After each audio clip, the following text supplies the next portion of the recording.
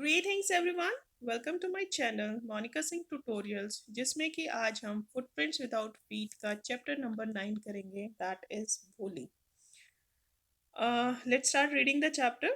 From her very childhood, भोली was neglected at home. बचपन से ही जो भोली थी वो एक neglected child थी. उसको घर पे कोई भी उसकी तरफ ध्यान नहीं देता था, अवॉइड करते थे सब उसको.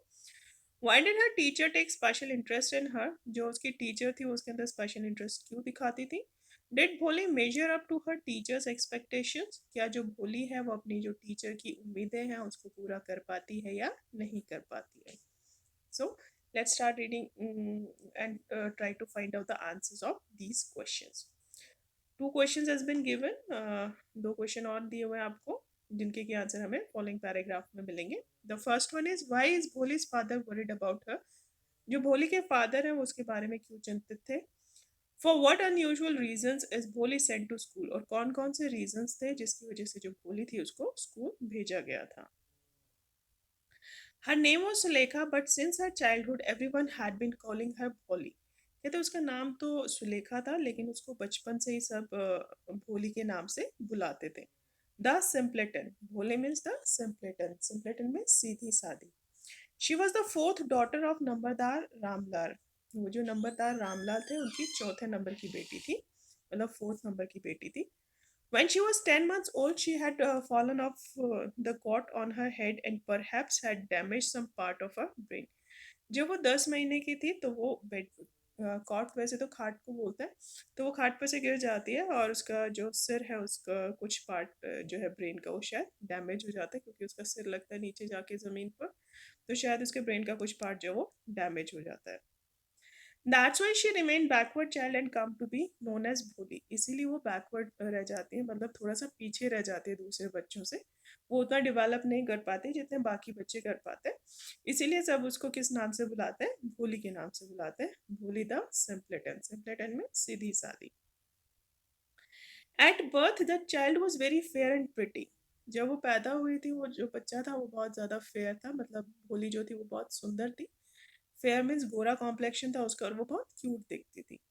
But when she was 2 years old she had an attack of small pox. लेकिन जैसे ही वो 2 साल की हुई तो उसको स्मॉल पॉक्स का अटैक हो गया. स्मॉल पॉक्स मतलब जो छोटी छोटी फुंसियाँ निकल आती है ना पूरी बॉडी पे, वो. Only the eyes were saved, but the entire body was permanently disfigured by deep black pock marks. मतलब पूरी बॉडी जो थी वो डिसफिगर्ड हो गई थी, मतलब बेकार हो गई थी. सिर्फ उसकी जो आइज थी वो बच गई थी और जो उसकी पूरी बॉडी थी उसके ऊपर जो काले रंग के पॉक मार्क्स, मतलब फुंसियों के जो निशान होते हैं वो आ गए थे, जिसकी वजह से मतलब वो बहुत अगली दिखने लगी थी. Little Sulekha could not speak till she was 5. जो छोटी सुलेखा थी वो मतलब जब तक वो 5 साल की हुई तब तक भी वो बोल नहीं पाती थी. And when at last she learn to speak she stammered. और आखिरकार जब उसने बोलना शुरू किया, मतलब बोलना सीखा, तो वो स्टैमर करती थी, हकलाती थी. The other children often made fun of her and mimicked her. जो दूसरे बच्चे थे वो उसका मजाक उड़ाते थे और उसकी मिमिक्री करते थे, उसकी नकल करते थे. At a result she talk very little. और इसका नतीजा ये था कि वो बहुत ज़्यादा कम बोलती थी. Ramlal had 7 children. जो रामलाल थे उसके 7 बच्चे थे. 3 sons and 4 daughters, मतलब 3 बेटे थे और 4 बेटियां थी. And the youngest of them was भोली. और जो सबसे छोटी बेटी थी वो कौन थी? Bholi. It was a prosperous farmer's household and there was plenty to eat and drink. मतलब वो एक प्रॉस्परस फार्मर था, अच्छा खासा खाते पीते फार्मर था, मतलब अमीर फार्मर था वो. और उनके घर में खाने पीने की कोई भी कमी नहीं थी. They have Plantae, Plantae means काफ़ी होता था खाने के लिए और पीने के लिए, दही मतलब दूध वगैरह. ऑल द चिल्ड्रन एक्सेप्ट भोली वर हेल्दी एंड स्ट्रॉन्ग. मतलब अगर भोली को छोड़ दिया जाए तो बाकी सारे बच्चे काफ़ी हेल्दी भी थे और स्ट्रॉन्ग भी थे. The sons had been sent to the city to study in the schools and later in colleges. क्योंकि वो प्रॉस्परस फैमिली थी, अमीर फार्मर थे, तो जो बेटे थे उनको सिटी में, शहर में पढ़ने के लिए भेजा गया था, पहले स्कूल में और उसके बाद कॉलेजेस में. Of the daughters Radha the eldest and already been married. अगर लड़कियों की बात करें तो जो राधा थी वो सबसे बड़ी लड़की थी उसकी और उसकी शादी हो चुकी थी. The second daughter Mangla's marriage had also been settled. और जो दूसरे नंबर की बेटी थी मंगला, उसकी भी जो शादी थी वो पक्की हो चुकी थी. And when that was done Ramlal would think of the third Champa. और जब उसकी शादी होगी तो रामलाल जो था वो अपनी तीसरी बेटी की शादी के बारे में सोचने लगा, जिसका नाम चंपा था। They were good looking healthy girls and it was not difficult to find bridegrooms for them, क्योंकि वो सारी सुंदर दिखती थी लड़कियां, हेल्दी लड़कियां थी, तो उनके लिए दूल्हा ढूंढना उसके लिए बहुत ज़्यादा मुश्किल नहीं था। But Ramlal was worried about भोली। लेकिन जो रामलाल था वो किसके बारे में चिंतित था? भोली के बारे में चिंतित था। She was neither good looks nor intelligence, ना तो वो मतलब सुंदर दिखती थी और ना ही वो इंटेलिजेंट थी। यहाँ पर आपको जो फर्स्ट क्वेश्चन है उसका आंसर मिल जाता है, that why the Ramlal was worried about भोली। Ramlal means Bholi's father was worried about her because she was neither good looking nor intelligent. Got it? भोली was 7 years old when Mangla was married. जो भोली थी वो 7 साल की थी जब मंगला की शादी हुई। The same year a primary school for girls was open. उसी साल जो है वो गांव में प्राइमरी स्कूल ओपन होता है। प्राइमरी स्कूल मतलब 5th क्लास तक का जो स्कूल है वो ओपन होता है गांव में। The tahsildar sahib came to perform its opening ceremony. और जो तहसीलदार साहब है वो उसकी मतलब ओपनिंग सेरेमनी के लिए आए थे, स्कूल की ओपनिंग सेरेमनी के लिए। He said to Ramlal, as a revenue official, you are the representative of government in the village and so you must set an example to the villagers.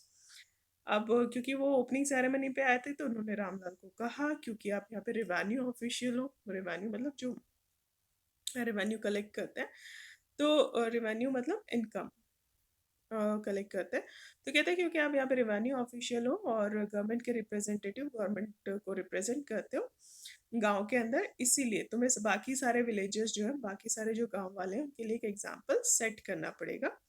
You must send your daughters to school, और तुम्हें अपनी बेटियों को कहाँ पर भेजना पड़ेगा? School में भेजना पड़ेगा। उस टाइम पे लड़कियों को स्कूल में नहीं भेजते थे, तो वो बहुत बुरी बात मानी जाती थी। तो अब क्योंकि तहसीलदार साहब कह रहे हैं तो लेट्स सी कि वो क्या करता है। That night when Ramlal consulted his wife she cried. उस रात को जब रामलाल अपनी वाइफ के साथ बात कर रहा होता है तो वो चिल्लाते हुए कहती है, आर यू क्रेजी? क्या तुम पागल हो गए हो? If girls go to school who will marry them? अगर लड़कियां स्कूल जाएंगी तो उनसे फिर शादी कौन करेगा?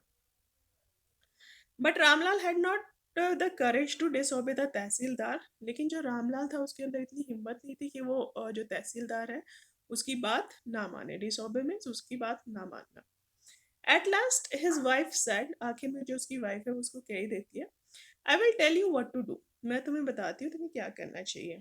सेंड भोली टू स्कूल, जो भोली है उसको स्कूल भेज दो। As it is there is a little chance of her getting married, क्योंकि मतलब बहुत कम चांसेस है कि उसकी शादी हो, क्योंकि वो बहुत बुरी दिखती है। विद हर अगली फेस, क्योंकि उसका जो फेस है वो बहुत अगली है, बदसूरत है। एंड लैक ऑफ सेंस, और उसके अंदर सेंस भी कम है। Let the teachers at school worried about her, कहती है कि जो लेट द टीचर, जो टीचर्स हैं स्कूल में उसको उसके बारे में चिंता करने दो। तो तुम क्या करो, भोली को स्कूल भेज दो। तो यहाँ पे हमें सेकंड क्वेश्चन का आंसर मिल जाता है, that what were the unusual reasons for what the Bholi sent to school. The unusual reasons were because there were little chance of her getting married with her ugly face, and she was lacking her sense. That's why she had been sent to school. Now again two questions has been given to you. Does Bholi enjoy her first day at school? क्या भोली जो अपना पहला दिन school में enjoy करती है? Does she find her teacher different from the people at home? क्या उसको जो अपनी टीचर है वो जो घर पे उसके लोग हैं उनसे अलग दिखाई देती है, मतलब उनसे कुछ डिफरेंट दिखती है या नहीं? The next day Ramlal caught Bholi by the hand and said, "Come with me." अगले दिन जो रामलाल है भोली को उसके हाथ से पकड़ता है, उसको कहता है कि मेरे साथ आओ। I will take you to school, मैं तुम्हें स्कूल लेकर चलता हूँ। भोली वॉज फ्राइटेंड, जो भोली थी वो बहुत डर जाती है। She did not she did not know what a school was like. अब उसको पता ही नहीं था कि स्कूल कैसा दिखता है। She remembered how a few days ago their old cow Lakshmi had been turn out of the house and सो। अब उसको याद आता है कि कुछ दिन पहले कैसे उनकी जो गाय थी लक्ष्मी उसको घर से ऐसे ही बाहर लेकर गए थे, और मतलब उसको बेच दिया था, वो वापस ही नहीं आई थी उसकी गाय, तो उसको बेच दिया था, तो इसलिए वो थोड़ा सा घबरा जाती है। No no no no no, she shouted in terror and pulled her hand away from her father's grip. मतलब वो मना करती है और अपना जो हाथ है अपने फादर की जो ग्रिप है, पकड़ है, उससे छुड़ाने की कोशिश करती है। What is the matter with you you fool. कहते हैं क्या बात है तुम्हारे साथ तुम बेवकूफ लड़की, शाउटेड रामलाल। जो रामलाल है वो चिल्लाता है। I am only taking you to school, मैं तुम्हें सिर्फ स्कूल में ही लेकर जा रहा हूँ। Then he told his wife, उसके बाद वो अपनी वाइफ को बताता है, let her wear some decent clothes today, कि आज इसे ना कुछ अच्छे कपड़े पहना दो। डिसेंट क्लोथ्स में कुछ अच्छे कपड़े पहना दो। और else what will the teachers and the other school girls think of us when they see her. नहीं तो मतलब जो इसकी टीचर है और जो बाकी लड़कियां हैं स्कूल की, वो हमारे बारे में क्या सोचेंगी जब उसको देखेंगी। तो इसलिए बेटर है कि तुम इसको कुछ अच्छे कपड़े पहना दो। New clothes had never been made for Bholi. Bholi के लिए कभी भी नए कपड़े आते ही नहीं थे। The old dresses of her sister were passed on to her. मतलब जो उसकी सिस्टर, जो उसकी बहनें थी, उनकी जो पुरानी ड्रेसेस होती थी वो उसको पास की जाती थी। No one care to mend or wash her clothes. मतलब कोई भी परवाह नहीं करता था उसके जो कपड़े हैं उनको सीला, मेंड मीन्स ठीक करने के लिए या फिर धोने के लिए, कोई भी परवाह नहीं करता था उसकी। But today she was lucky to receive a clean dress which had shrunk after many washings and no longer fitted Champa. लेकिन आज वो लकी थी कि उसको एक साफ सुथरी सी ड्रेस मिल गई थी पहनने के लिए, जो कि मतलब सिकुड़ गई थी। श्रंक हो जाना में सिकुड़ जाना, जो कि काफ़ी सारी धुलाई होने के बाद सिकुड़ गई थी और अब चंपा को आती नहीं थी, इसलिए उसने उसको हैंड ओवर कर दिया था। She was even bath and oil was rubbed into her dry and matted hair. मतलब उसको नहलाया गया था और उसके बालों में तेल लगाया गया था। जो उसके सूखे और मैटेड में उलझे हुए बाल थे उसमें तेल लगाया गया था। और only then did she begin to believe that she was being taken to a place better than her home. उसके बाद ही मतलब जब ऐसा उसके साथ किया जा रहा था तो उसको थोड़ा सा यकीन हुआ कि वो कहीं ऐसी जगह पर जा रही है जो कि मतलब उससे, उसके घर से अच्छी जगह है। When they reached to school, the children were already in their classroom. जब वो स्कूल पहुंचती है तो बच्चे जो है वो ऑलरेडी अपनी जो क्लास है उसमें पहुंच चुके होते हैं। Ramlal handed over his daughter to the headmistress. जो रामलाल है वो मतलब जो हेड मिस्ट्रेस है, जो वहाँ की प्रिंसिपल है, उसको जो है अपनी बेटी को हैंड ओवर कर देता है, दे देता है। Left alone a poor girl looked about her with her fear laden eyes. अब वो बेचारी अकेली रह जाती है और जो डरी हुई आंखों से वो जो है वो इधर उधर देखती है। देयर वर सेवरल रूम्स, वहाँ पर बहुत सारे कमरे थे। And in each room girls like her squatted on mats. और मतलब हर एक रूम के अंदर उसी जैसी लड़कियां जो थी मैट्स के ऊपर बैठी हुई थी। स्क्वाटेड मीन्स उकड़ू बैठना। उसके ऊपर बैठी हुई थी, रीडिंग फ्रॉम बुक्स और राइटिंग ऑन स्लेट्स। मतलब बुक से रीड कर रही थी और स्लेट के ऊपर लिख रही थी। The headmistress asked Bholi to sit down in a corner in one of the classroom. जो headmistress थी उसने भोली को एक जो क्लासरूम थी उसके एक कॉर्नर में जाकर बैठने को कहा। Bholi did not know what exactly a school was like and what happened there. अब भोले को बिल्कुल भी पता ही नहीं था कि मतलब जो स्कूल है वो कैसा दिखता है और मतलब वहाँ पर क्या होता है। But she was glad to find so many girls almost of her own age present there. लेकिन वो बहुत खुश होती है अपनी जैसी लड़कियों को वहाँ पर देखकर, जो उसकी एज ग्रुप की लड़कियाँ हैं उनको देखकर वो काफ़ी खुश होती है। She hope that one of these girls might become her friend. मतलब वो सोचती है कि इनमें से शायद कोई लड़की उसकी फ्रेंड बन जाए। The lady teacher who was in the class was saying something to the girls, but Bholi could understand nothing. अब जो लेडी टीचर थी क्लास के अंदर वो कुछ कह रही थी लड़कियों से, लेकिन जो भोली थी उसको कुछ भी समझ में नहीं आ रहा था। She looked at the pictures on the wall. मतलब जो पिक्चर्स लगी हुई थी वॉल के ऊपर उनको देखती है। द कलर्स फैसिनेटेड हर। जो कलर्स थे पिक्चर्स के उसको बहुत अट्रैक्ट करता है, फैसिनेट करते हैं। The horse was brown, but just like the horse on which the tehsildar had came to visit their village. जो हॉर्स था वो ब्राउन कलर का था, घोड़ा जिसकी पिक्चर लगी हुई थी वो बिल्कुल वैसे ही हॉर्स था जैसे जैसे हॉर्स के ऊपर जो तहसीलदार है वो बैठकर आए थे उनके गांव को विजिट करने के लिए। The got was black like the got of their neighbour. जो बकरी की पिक्चर थी वो वैसी ब्लैक कलर की थी जैसे कि उसके पड़ोस में मतलब बकरी है। The parrot was green like the parrots she had seen in the mango orchard. और जो पैरट था वो वैसे ही ग्रीन कलर का था जैसे कि उसने अपना जो आम का बगीचा है वहाँ पर देखा था, तो वो सेम कलर का था। And the cow was just like their Lakshmi. और जो गाय की फोटो वहाँ पर लगी हुई थी वो भी उनकी जो गाय थी लक्ष्मी बिल्कुल उसके जैसी दिखती थी। एंड सडनली भोली notice that the teacher was standing bye her side smiling at her. और अचानक से जो भोली है ना वो नोटिस करती है कि जो टीचर है वो उसके साथ में आकर खड़ी हो गई है और उसकी तरफ स्माइल कर रही है।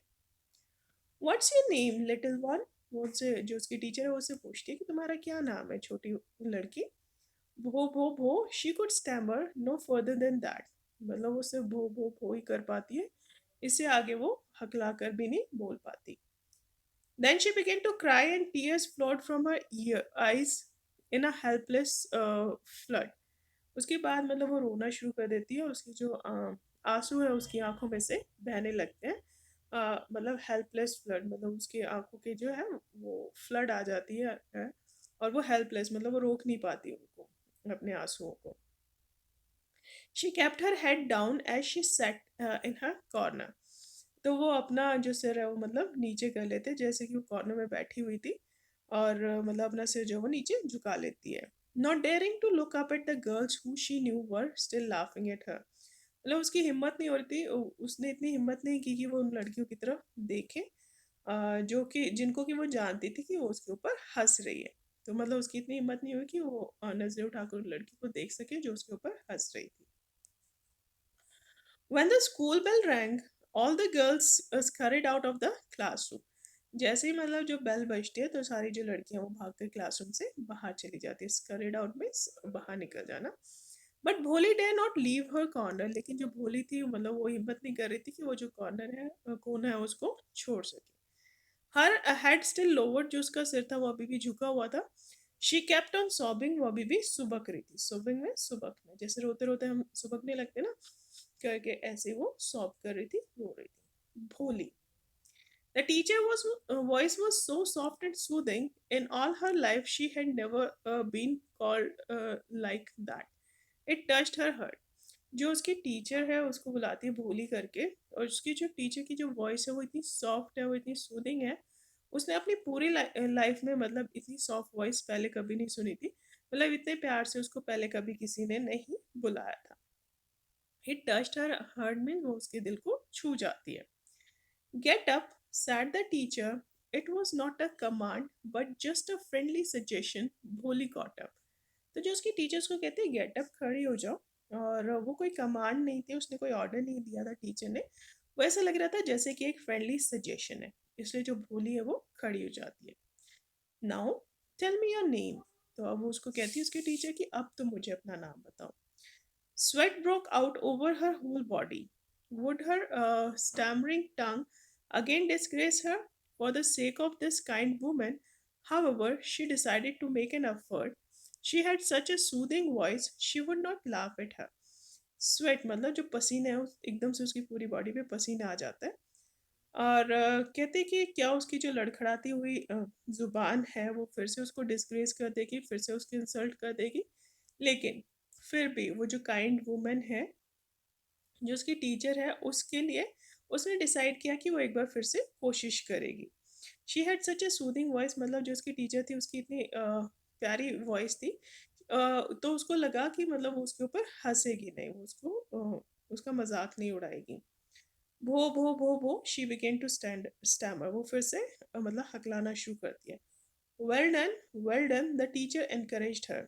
तो वो जो टीचर है उसको थोड़ा सा इनकरेज करती कि हाँ बहुत अच्छा कर रहे हो, बहुत अच्छा कर रहे हो। Come on now the full name, कहती कि ठीक है अब कम ऑन, अब मुझे अपना पूरा नाम बताओ। भो Bholi, at last she was able to say it and left and felt relieved as if it was a great achievement. तो उसको भो भोली पूरा नाम बोलती है, और मतलब आखिर में वो उसको बोल पाती है अपने पूरे नाम को, और थोड़ा सा रिलीफ मतलब रिलैक्स फील करती है। As it was a great achievement, क्योंकि वो उसके लिए बहुत बड़ी अचीवमेंट थी कि उसने अपना पूरा नाम बिना स्टामर किए बोल दिया था। Well done, the teacher patted her affectionately. Patted her means थपथपाना। तो वो उसको कहती है कि वेल डन, बहुत अच्छा किया। जो टीचर है उसको पीठ थपथपाती है बहुत प्यार से। एंड सैड, और कहती है put the fear out of your heart and you will be able to speak like everyone else.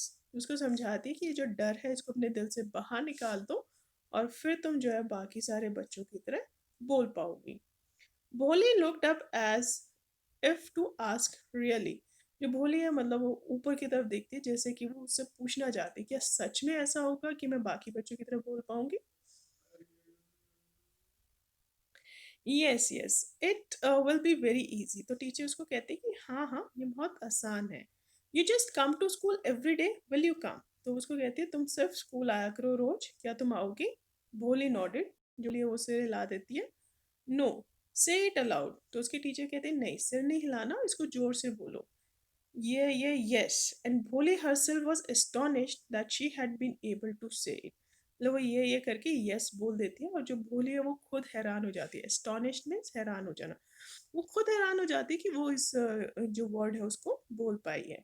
she had कि मतलब उसको बोल पाई वर्ड को। didn't I tell you, now take this book। तो उसके टीचर कहते हैं क्या मैंने तुम्हें नहीं कहा था, अब ये जो बुक है ये ले लो।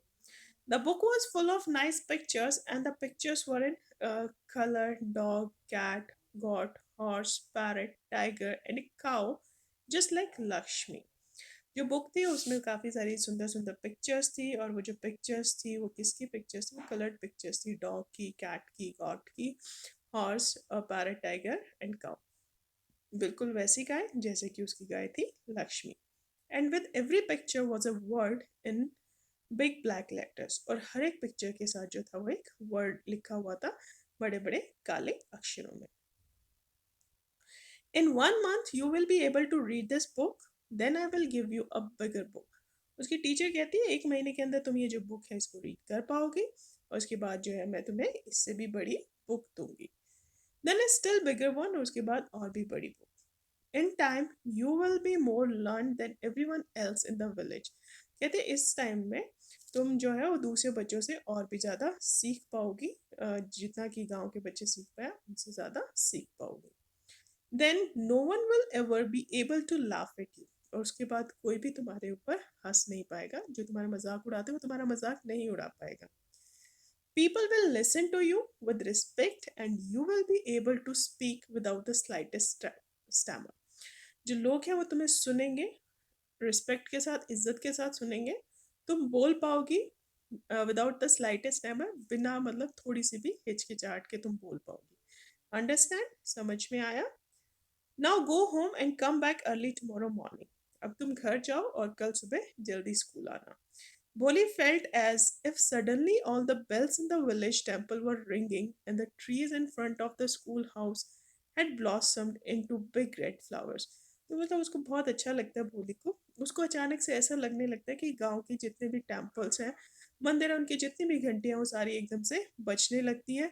जो ट्रीज हैं मतलब स्कूल के और उसके घर के सामने जितने भी पेड़ हैं उनके ऊपर रेड कलर के जो फ्लावर्स हैं वो खिल गए। यानी कि उसको अंदर से बहुत ज़्यादा खुशी, इतनी खुशी महसूस होती है कि उसको अपने आसपास घंटियां बजती हुई नजर आती हैं, सारे पेड़ों पर फूल खिलते हुए नजर आते हैं।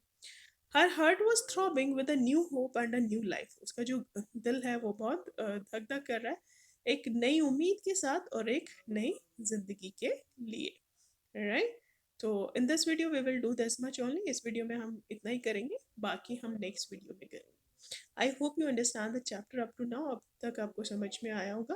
If you are still having any problem you can ask me in the comment section. आप मुझे कमेंट सेक्शन में कमेंट करके पूछ सकते हो, definitely I will reply you. कोई डिफिकल्ट वर्ड है उसको भी पूछ सकते हो। राइट?